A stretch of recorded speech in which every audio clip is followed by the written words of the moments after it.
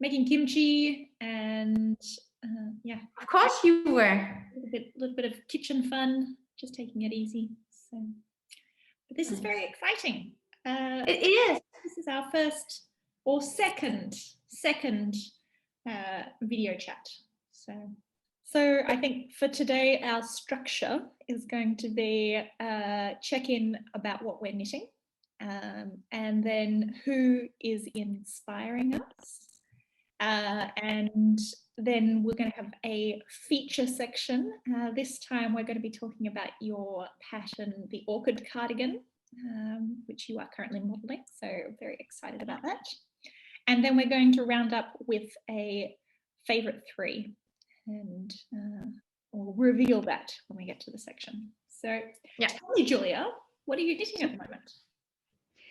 So I am very happy that I think tonight I'm going to finish this sweater. The second sleeve is always a bit of a tricky phase. Yep. I love it. This is a sweater that I'm making for Vincent, my partner. And so it's a yoga sweater. Mm-hmm. It's again in Ulysses. It's a bit of a graphic color work. And yeah, I'm just about to finish the second sleeve. How exciting. And I've called it Vincent's sweater, and the story is that since the lockdown, Vincent hasn't shaved his beard, so he has like a really long beard, and I thought it would be really cool to have a photograph with him with the like a yoga sweater.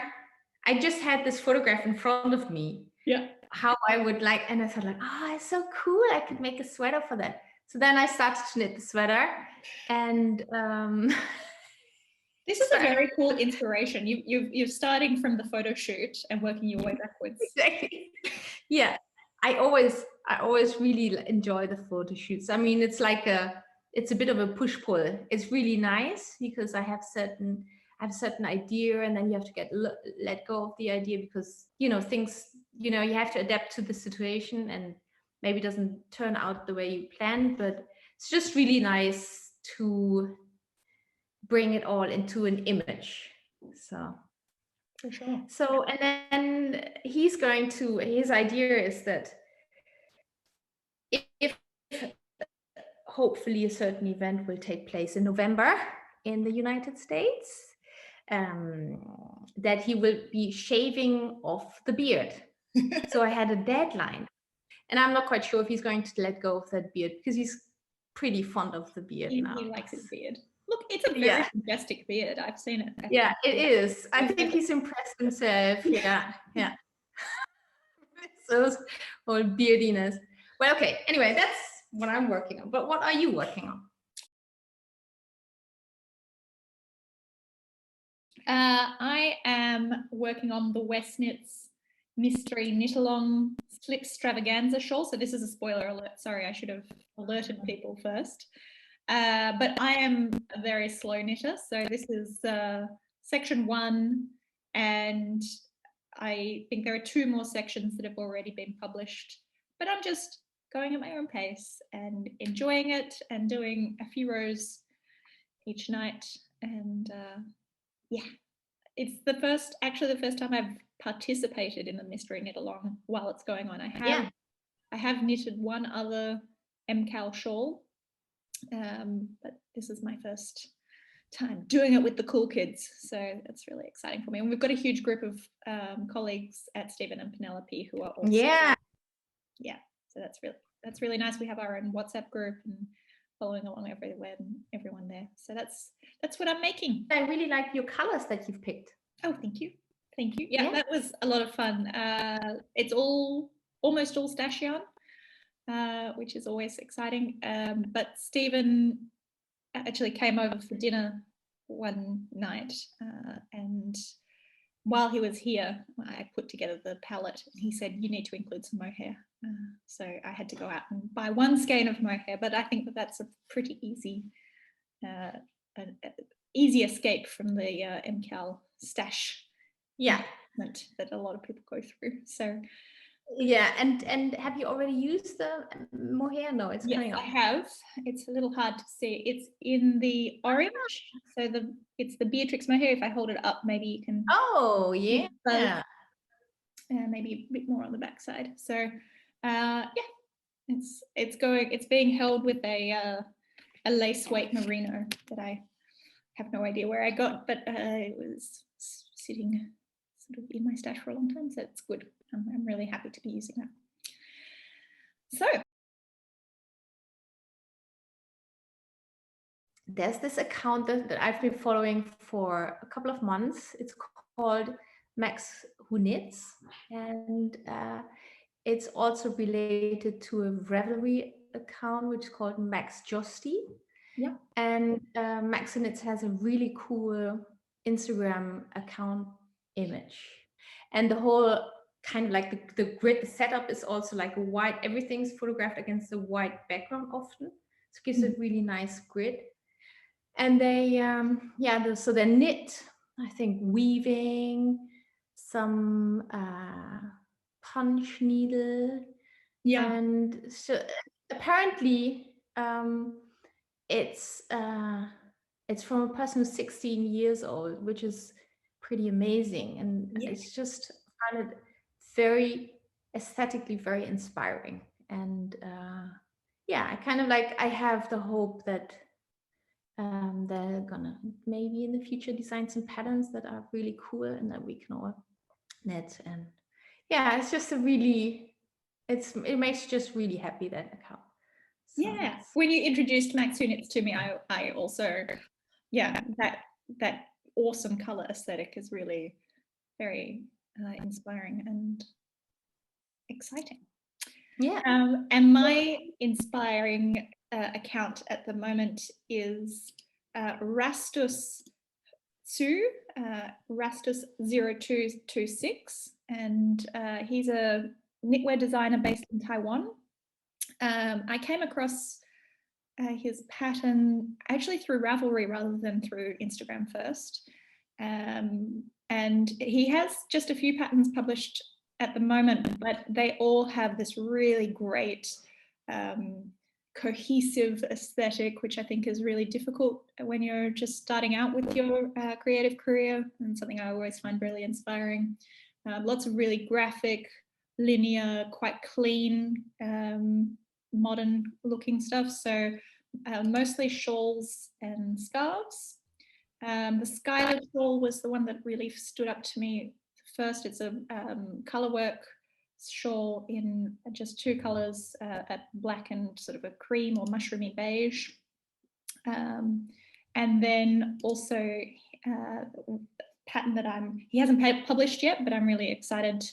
And I've been sort of stalking on his feed, is the Origami Shawl. And it's a really beautiful single color, playing with slip stitches and knit pearl texture, and has a really beautiful sort of avant-garde graphic, exactly.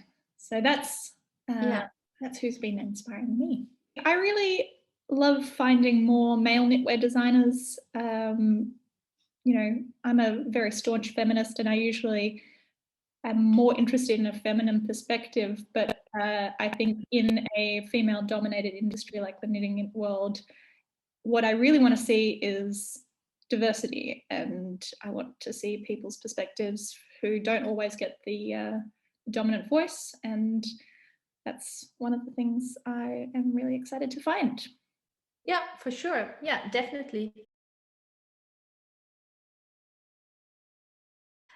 So as I said last time, we were doing this Instagram live about it was the Matilda sweater that I made, and I was already showing this cardigan, which is called Orchid, and finished it, but it was then still in testing. I'm going to show it. Show it a bit more. So it's a brioche cardigan, and it has some side increases here on the side. And some dropped shoulders, so you have some short rows up here, and gives it a nice just a nice drape because this is going down and this is slightly pumped up. Mm-hmm. So yeah, it gives it a nice, I really enjoy the body that it makes. Comfortable fit. And then, yeah, it has some stockinette sleeves. And they're relatively slim compared to the rest of the body. So yeah, that's the orchid cardigan. I think it's absolutely beautiful. I think, you know, I've been really excited for the publication of this one, and you know, I'm very excited. I think it's a great pattern. I particularly love the slimline sleeves. I think I was talking about it on Instagram and about how that really fits nicely inside your coat sleeve without sort of feeling like a bit of an overstuffed sausage. And I think that's important, and it's not a thing that you always think about. No, I hadn't thought about it like this, but it's true though. It's really true. Yeah, I often take garments that I enjoy wearing. I have a couple of sweatshirts that I like wearing. They're like cotton sweatshirts. And when I was knitting the arrow, I just used their proportions and wanted to make something. So I often use garments. I think I can recommend it. It's just a garment that you like wearing, that works for your body shape and works in terms of how you combine it with the rest of your clothes. Is a really good way how to change existing, if you follow an existing pattern and you think like, how can I make this more into something that works for me personally? I often use my favorite sweater and I see how long it needs to be. I see how wide it should be. Yeah. I see how maybe I sometimes change the stitch count of the sleeves. So yeah, I use that a lot, my existing garments. It's a good tip. Yeah, and then I have another one. I have actually two. So I have the 3D beanie and the 3D headband. Lovely. So the same. Oh, beautiful. And those ones just came out, right? Yeah, that just came out like 2 days ago. It's really nice and warm, and it creates a really fluffy texture. Yeah, it's very stretchy. That super dense fabric that you get from the tuck stitch. Yeah, yeah. And this time I used a hand-dyed yarn. This is a DK weight. So you have the DK weight version. This is a DK weight, and this is DK weight. And then I made version in fingering weight, held double with lace weight, silk lace. So that's one strand of fingering and one strand of lace. Yeah. And this is bicycle, Westwool bicycle in the lovely color Wellington. It's really cool. And what's the hand-dyed yarn? So this was this is from Fru Valborg. This is a hand dyer from Sweden. She joined me on the test knit with this, and she made a really nice version herself, which is again a fingering weight and a silk mohair held double with her own hand dyed yarn. And yeah, it looks really lovely. So she has a huge pom-pom on it. It looks really cool. Nice.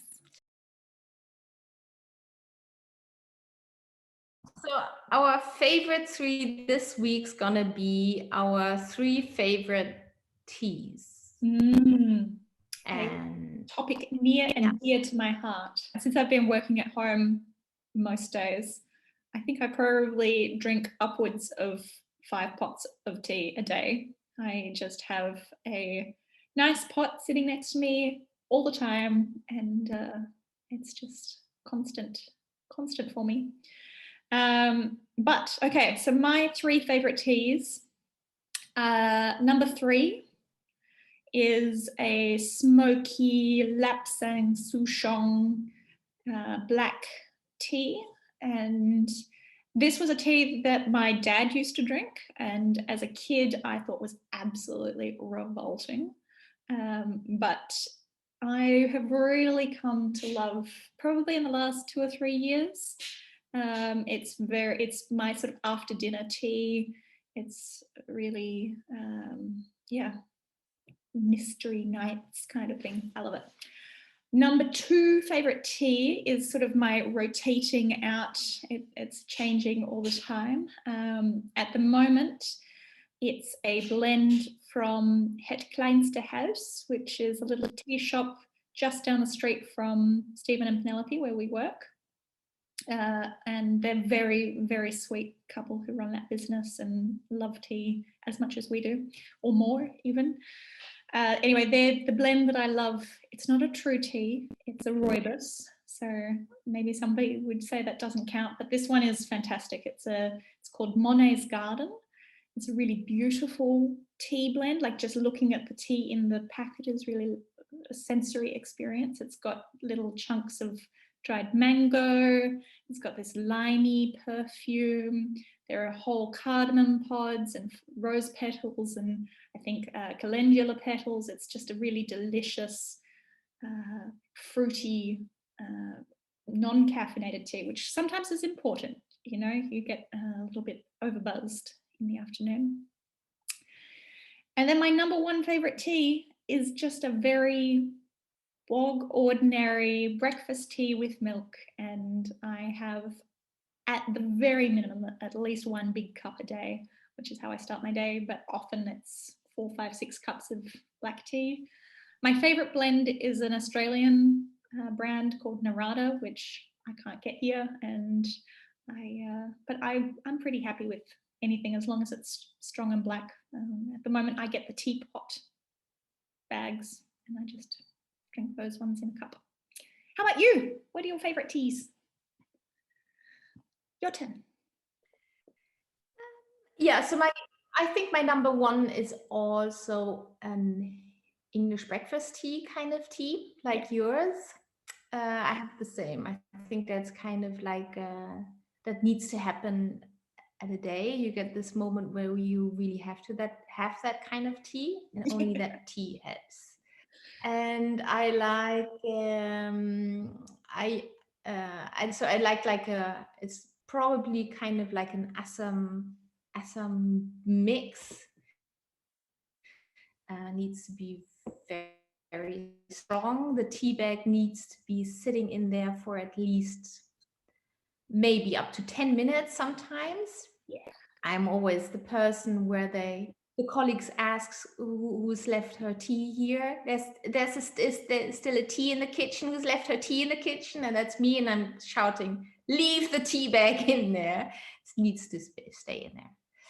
Because then if you kind of put in the milk, it needs to have that certain kind of caramelly color that you kind of like know exactly what kind of color it needs to be. You can sort of and how fast it turns into milky. If it turns into milky too fast, it's like a disappointing mandarin, like you can't see. Number 2 is it's a brand called Sleepy Time. It's a herbal tea from Celestial Seizing that you get here at the supermarket, and I kind of I think it's the number 2. These 2 are the 2 teas that I can always drink. I never get tired of these drinks. You have these teas, these herbal teas that you kind of like with a certain dominant flavor that you get tired of after a while, but this one's really good. And I like to have it also during the day. I like to drive my boss's nuts drinking Sleepy Time during my work, enthusiastically calling out that I'm going to make myself a good cup of Sleepy Time.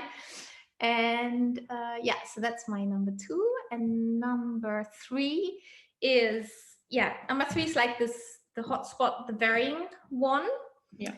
I would say at the moment it's a green tea, and it's a green tea with that also has some rose leaves in it. Ooh. So those are and it gives a nice extra fragrance, like really rosy fragrance to the tea. Mm-hmm. Really Very nice. floral, Beautiful. Yeah. Well, on that note, shall we call it a day? Well, okay. Yeah. Okay. Happy knitting. And let's meet same time, around same time next month. Yes. And looking forward to your the progress, because by then is the mystery knit along, is it finished? No. Yeah. When is the mystery knit along finished? Mystery knit along finishes at the end of October, so we've got another 2 weeks to go, and it won't quite be election time for you. Or no, it will have been already the election. So your sweater will have to be finished. Maybe we can see Vincent modeling it. Of course. Yeah. Who knows? Maybe I can pop in an image of Vincent in the sweater. We'll see. That sounds great. Hopefully a celebratory image. Yeah. Yeah. Yeah. Okay. Okay. See you next time. Take care, Matilda. Speak to you. Have a lovely weekend. Yeah, you Enjoy. too.